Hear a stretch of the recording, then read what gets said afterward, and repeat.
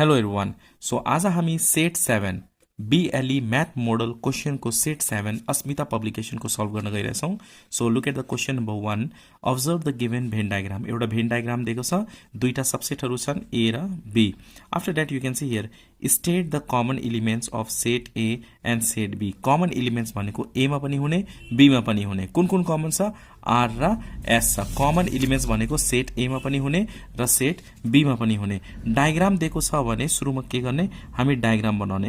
एक्जाममा compulsory हुन्छ है। Diagram दिएको छ भने क्वेसनमा डायग्राम बनाउनु पर्छ। यो चाहिँ class 8 BLE model question solve गर्दैछौँ हामी।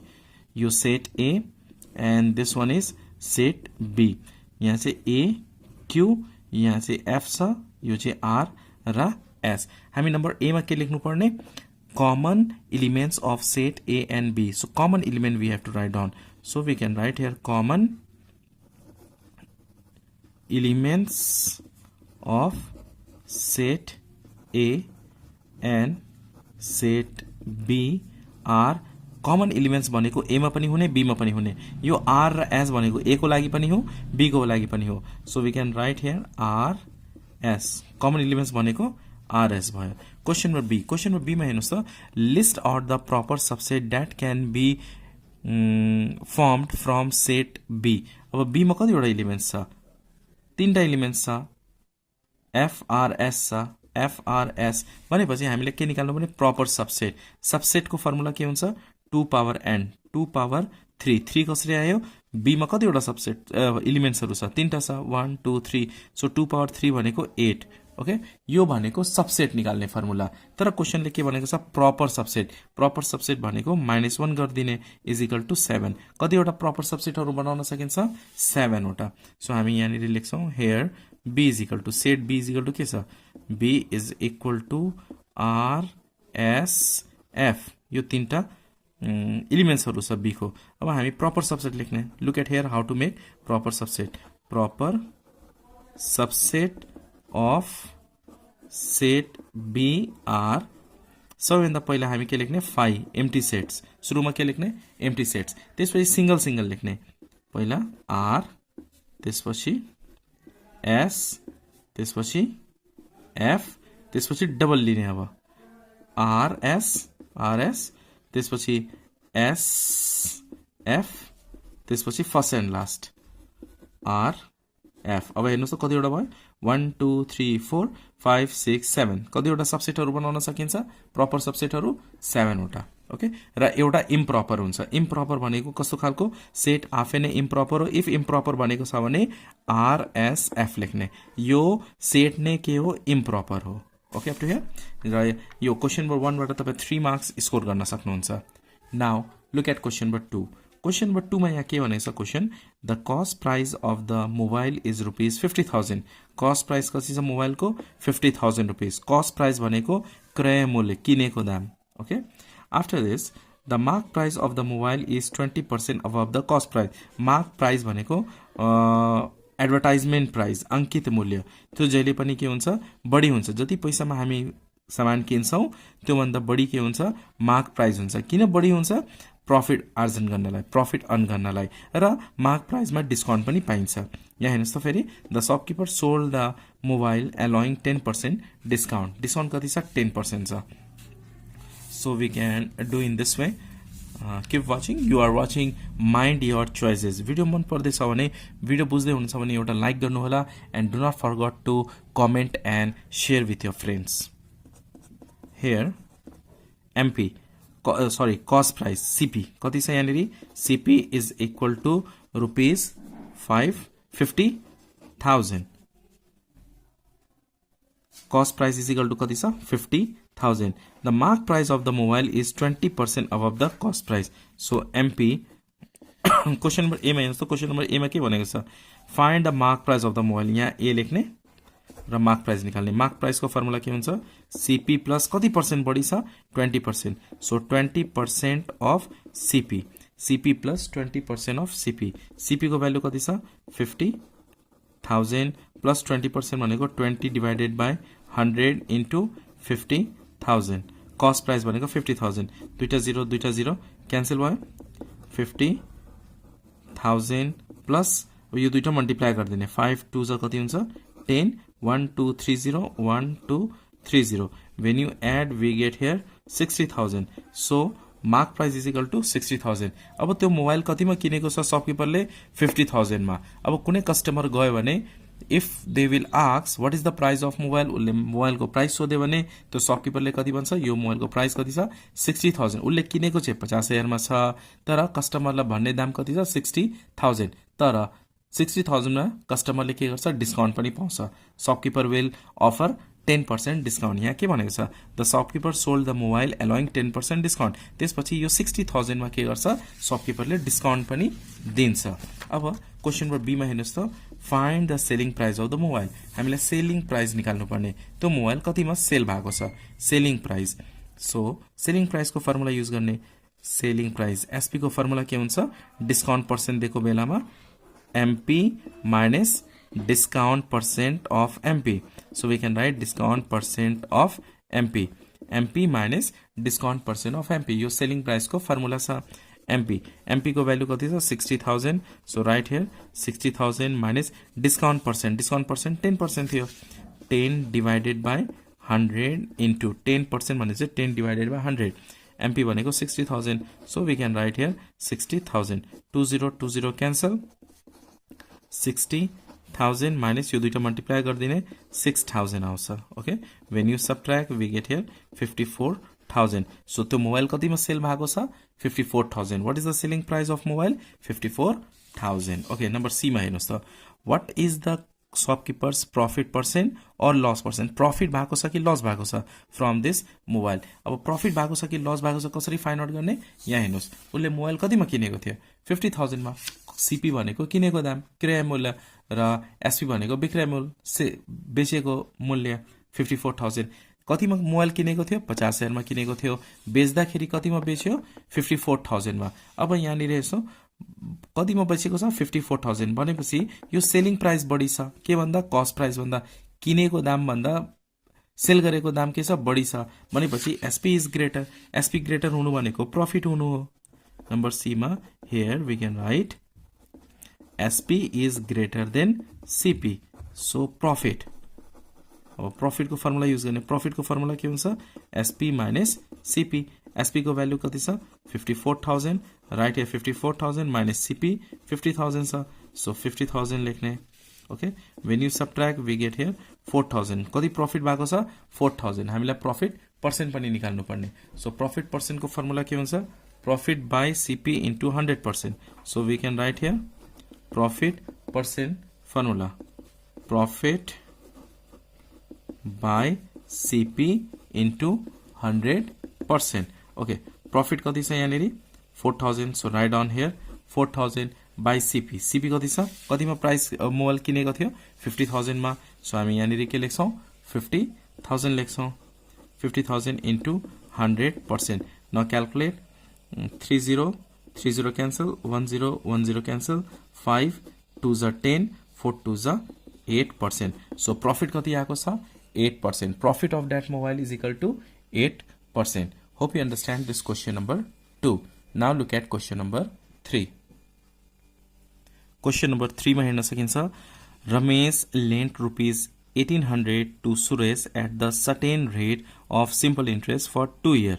रमेशले के गरेछ सुरेशलाई 2 वर्षको लागि 1800 रुपैयाँ के गरेको छ ऋण दिएको छ okay Ramesh lent rupees 1800 to Suresh at the certain rate of simple interest for 2 year.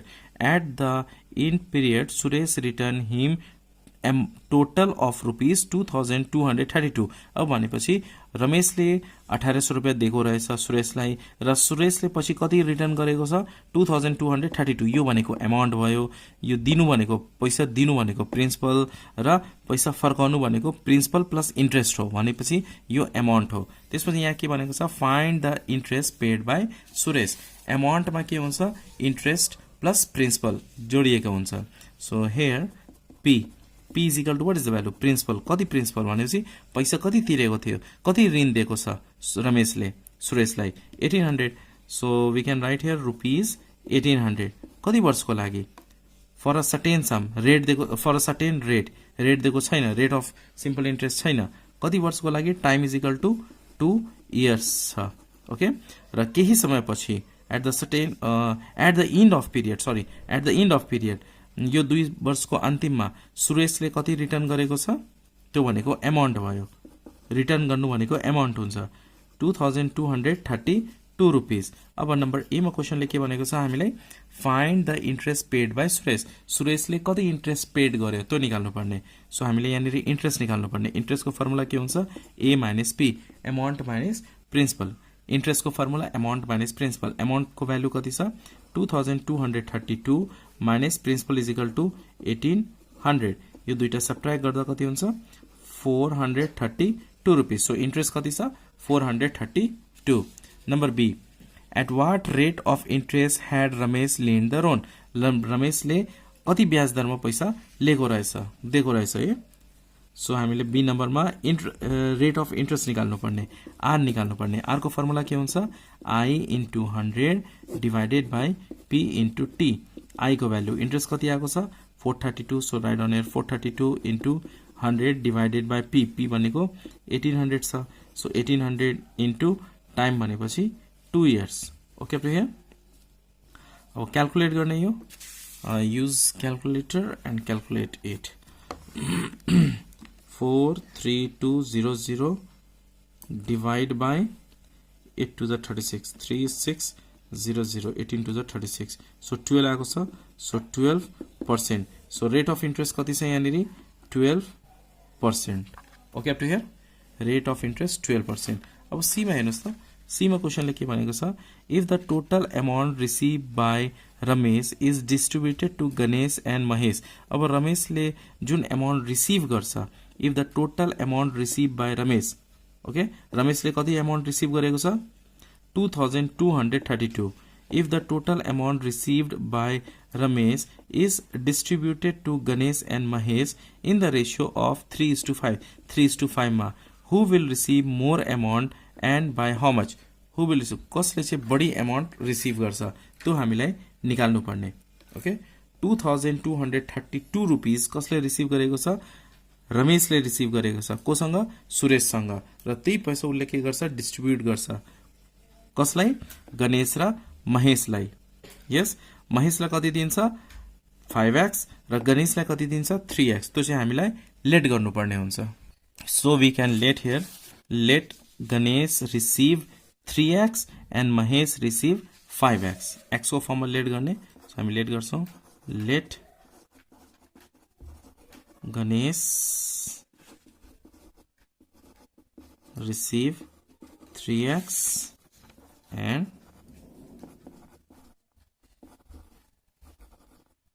Mahesh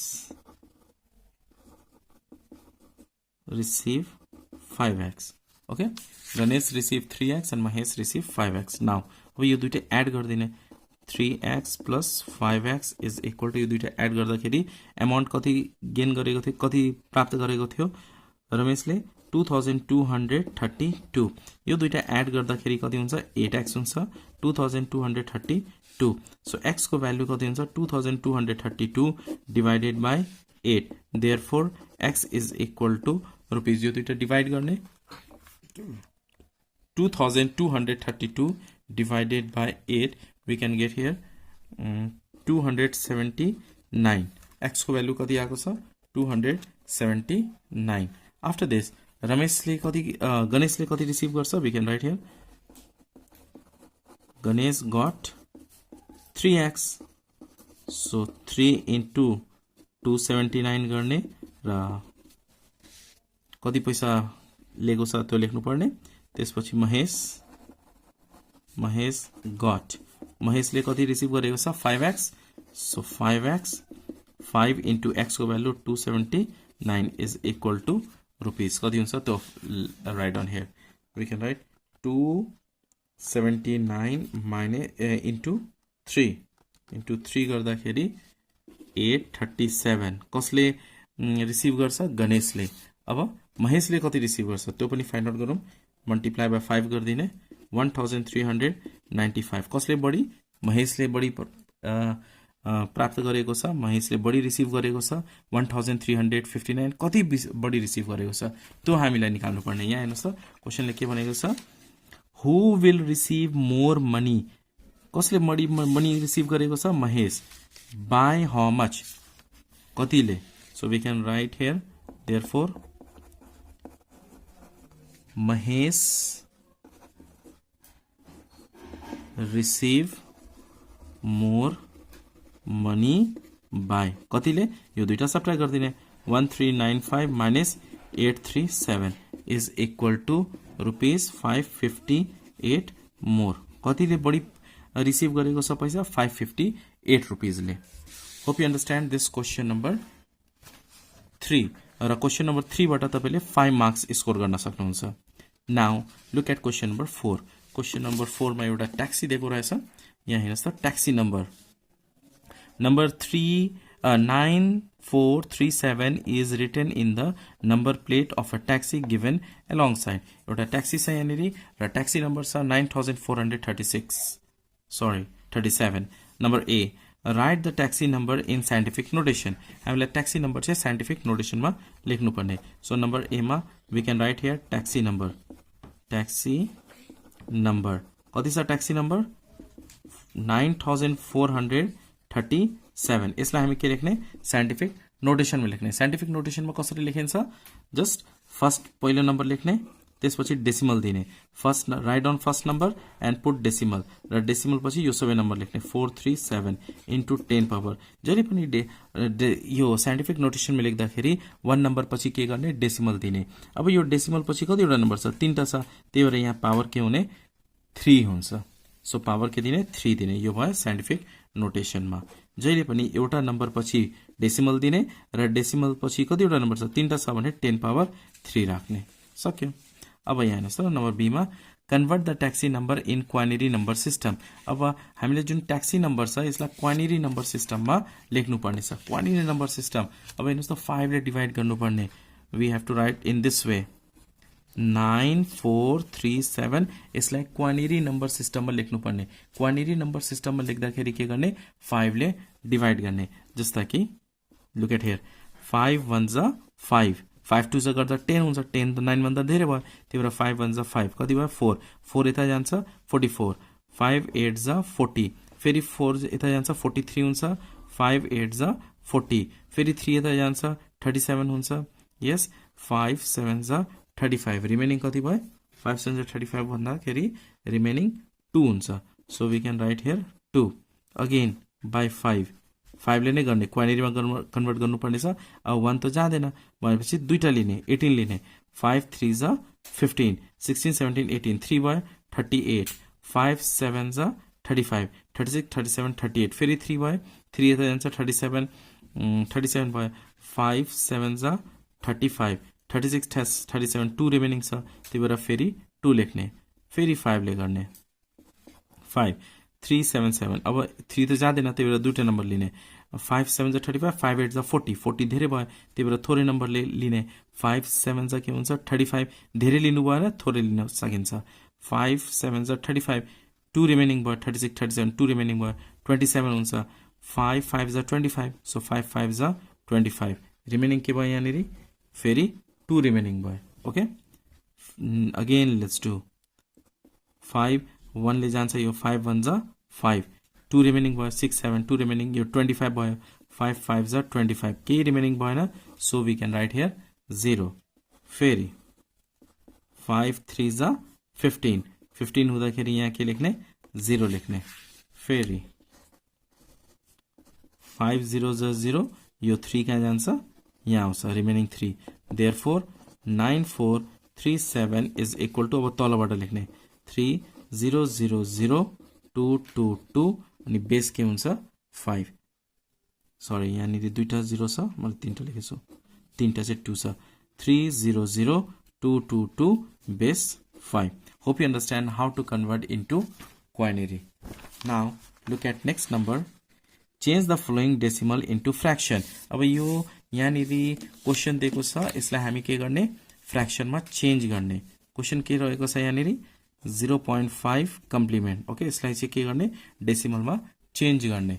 अब हेर्नुहोस् त, हामी लेट गर्नुपर्छ let x is equal to 0.5 complement यो कम्प्लिमेन्ट भनेको रिपिटिङ नम्बर हो so x is equal to 0.5555 यसरी हुन्छ कन्टिन्यू गर्ने अब यसलाई के गर्ने 10 ले मल्टिप्लाई गरिदिने 10 ले दुईतिर 10 ले मल्टिप्लाई गरिदिने 10x इज इक्वल टु 10 ले यता मल्टिप्लाई गर्दा के हुन्छ 5.5555 यो कन्टिन्यू हुँदै जान्छ अब के गर्ने यो सबट्र्याक्ट गर्ने सबट्र्याक्टिङ ओके सबट्र्याक्टिङ किन 10 ले मल्टिप्लाई गर्ने आफ्टर डेसिमल कति छ 1 नम्बर छ यहाँनेरि यो हेर्ने माथिको हेर्ने अब यहाँनेरि दुईटा नम्बर भएको भए जस्ता 0.56 कम्प्लिमेन्ट भएको छ 100 ले मल्टिप्लाई गर्ने तीनटा भएको भए 1000 ले मल्टिप्लाई गर्ने यसरी हुन्छ है यहाँ डेसिमल पछि एउटा नम्बर छ त्यही भएर 10 ले मल्टिप्लाई गर्ने अब सबट्र्याक्ट गर्ने यो दुईटा सबट्र्याक्ट गर्ने 10x - x गर्दाखेरि कति आयो 9x आयो इज इक्वल टु यो पनि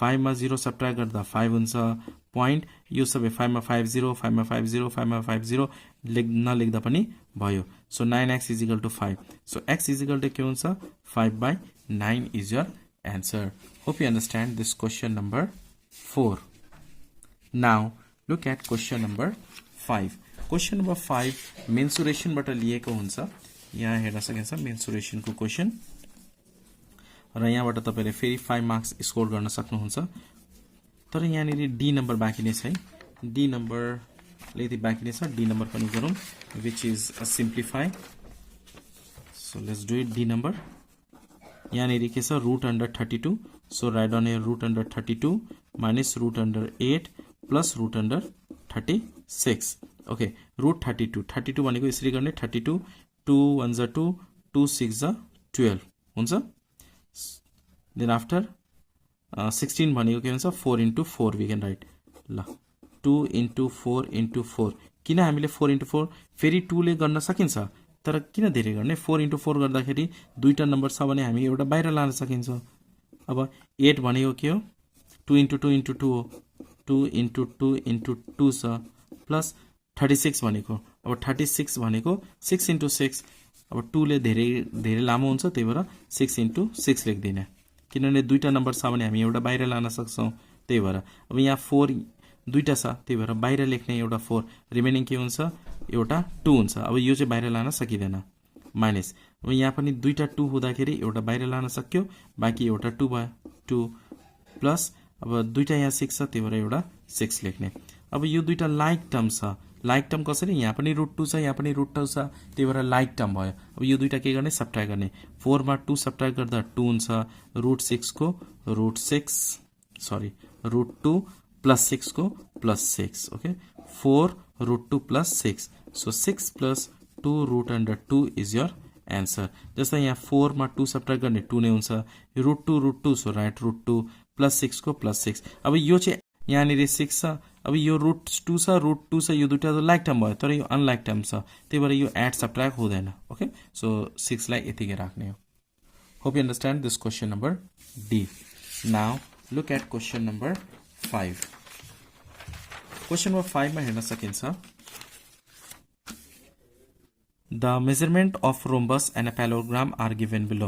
Parallelogram र rhombus यहाँनिर दिएको छ you can see here point the length of diagonals of a rhombus दुईटा डायगोनलहरु दिएको छ rhombus को 12 र 16 त्यसपछि फेरि अर्को पोइन्टमा के छ the length of base and the height of parallelogram 16 and 8 base दिएको छ 16 र height दिएको छ 8 respectively अब question number A question number A मा छ write the formula for finding the area of parallelogram area of parallelogram को formula लेख्नु पर्ने so area of parallelogram को फर्मुला के हुन्छ base into height yes so we can write BH number B मा हेर्नुस् त find the area of parallelogram अब area of parallelogram हामीलाई find गर्नु पर्ने area of parallelogram को फर्मुला के हुन्छ BH base into height अब base र height यहाँ निर दिएको रहेछ base कति छ 16 र height कति छ 8 so we can write here 16 into 8 let's calculate 8 6 is 48 8 4 8 is 8 4 12 128 centimeter square number सीमा हेर्नुहोस् त क्वेसन नम्बर सीमा क्वेसनले के भनेको छ by how much the area of parallelogram is greater than area of rhombus. अब यो कतिले एरिया अफ प्यालोग्राम ग्रेटर छ then area of rhombus. अब एरिया अफ प्यालोग्राम हामीसँग छँदैछ, एरिया अफ रोम्बस निकाल्ने अनि त्यसपछि डिफरेन्स निकाल्नुपर्छ area of rhombus. Area of रोम्बसको फर्मुला के हुन्छ 1/2 d1 d2। यो एरिया अफ रोम्बसको formula 1/2 d1 d2 1/2 into d1 र d2 यहाँनिर दिएको छ। यहाँ हेर्नुहोस् त फर्स्ट पोइन्टमा the length of diagonals of a rhombus are 12 and 16। 12 र 16 दिएको छ, त्यही भएर हामी 12 इन्टु 16 लेख्ने। ओके टु हियर 2 8 ज 16, लेट्स डु 8 2 ज 16 6 1 8 1 ज 8 1 9 सेन्टिमिटर स्क्वायर। अब क्वेसन भने अनुसार area of प्यालोग्राम area of rhombus भन्दा कतिले बढी छ भनेको डिफरेन्स निकाल्ने। Difference between area, difference in area.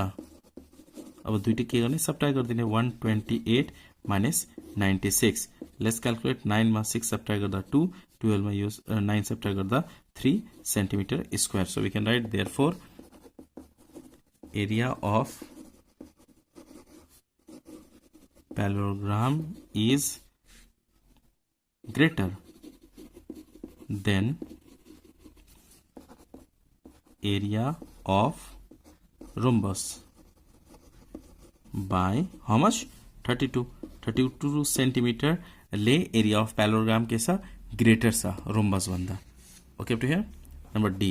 Question number D मा हेर्नुहोस् त क्वेसन नम्बर डी मा क्वेसन के भनेको छ by how much should be height of the parallelogram be increased or decreased so that area of parallelogram and area of rhombus be equal। अब यहाँनिर area of प्यालोग्राम र एरिया अफ रोम्बस इक्वल हुनलाई प्यालोग्राम को height कतिले increase और कतिले decrease हुनुपर्ने क्वेसनले त्यो भनेको छ।